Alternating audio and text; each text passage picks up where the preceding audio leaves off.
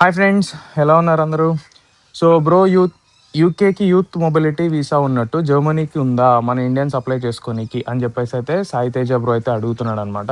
So ఉంది bro, యూకేకి ఉన్నట్టే ఇక్కడ జర్మనీకి కూడా ఆపర్చునిటీ కార్డ్ అని చెప్పేసి ఉంది. ఇది వచ్చేసి 1 ఇయర్కి ఇస్తారనమాట.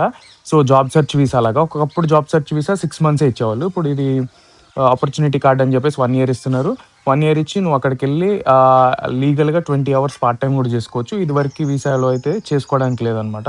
సో ఇప్పుడు నువ్వు పార్ట్ టైమ్ జేసుకోవచ్చు. 1 ఇయర్ జాబ్ సెర్చ్ జేసుకోవచ్చనమాట అక్కడుండి. సో నీ ఫీల్డ్‌కి తగ్గ జాబ్ దొరికినప్పుడు నువ్వైతే ఆ జాబ్‌లోకెళ్ళిపోతావనమాట. సో ఎట్ ద మూమెంట్ అయితే ఉంది వాళ్ళకి జర్మనీకైతే ఆపర్చునిటీ కార్డ్ అంటారు దాని గురించి. ఇంకొంచెం రీసెర్చ్ చేయి నువ్వు. రీసెర్చ్ చేస్తే నీకు ఇంకా డీటెయిల్స్ దొరుకుతాయి. నాకు తెలిసిన డీటెయిల్స్ అయితే నీ యూనివర్సిటీ అయితే రిజిస్టర్ అయ్యి ఉండాలి. ఇక్కడ జర్మనీలో ఒక కాన్సెప్ట్ ఉంటది. సో అదొక పెద్ద కాన్సెప్ట్‌లే. మన యూనివర్సిటీ అక్కడ రిజిస్టర్ అయ్యి ఉంటే గనక ఈ డిగ్రీని వాళ్ళు యాక్సెప్ట్ చేస్తున్నట్టు అక్కడ. సో అలాంటిది ఉండాలి. నెక్స్ట్ బేసిక్ జర్మన్ ఉండాలి. అండ్ ఆల్సో ఇంగ్లీష్ అయితే B2 ఉండాలి. ఆర్ అనమాట. దిస్ ఆర్ దట్ అన్నట్టు. జర్మన్ బేసిక్ అయినా లేకపోతే ఇంగ్లీష్ B2 అయినా ఉండాలి.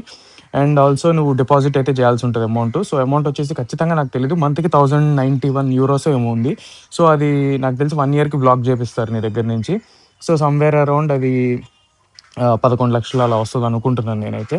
సో దాని గురించి కూడా ఇంకొంచెం డీటెయిల్స్ తీసుకొని అయితే అప్లై చేసుకొని అక్కడ మనం ఉండొచ్చు. ఉండి పార్ట్ టైమ్ కూడా చేసుకోవచ్చనమాట. సో నువ్వు అడిగిన క్వెషన్‌కైతే జర్మనీ అయితే ఆపర్చునిటీ కార్డ్ ఇస్తుంది. సో ఆ కార్డ్‌ని యూజ్ చేసుకొని మనం అక్కడికెళ్ళిపోయి జాబ్ అయితే ఎతుక్కోవచ్చు. ఇంక్లూడింగ్ నువ్వు పార్ట్ టైమ్ కూడా చేసుకోవచ్చనమాట 20 అవర్స్ లీగల్‌గా. సో ఇది గైస్, వీడియో అయితే నచ్చినట్లయితే లైక్ చేయండి, షేర్ చేయండి, కామెంట్ చేయండి. అండ్ ఆల్సో మీకు ఇంకేమన్నా డౌట్స్ ఉంటే కూడా చెప్పండి. సో దట్ ఏంటంటే తెలుసుకుందాం, అందరం కలిసి గ్రో అవుదాం. సో కలిసి అర్థం చేసుకుందాం, కలిసి ముందుకెళ్దాం. Thank you.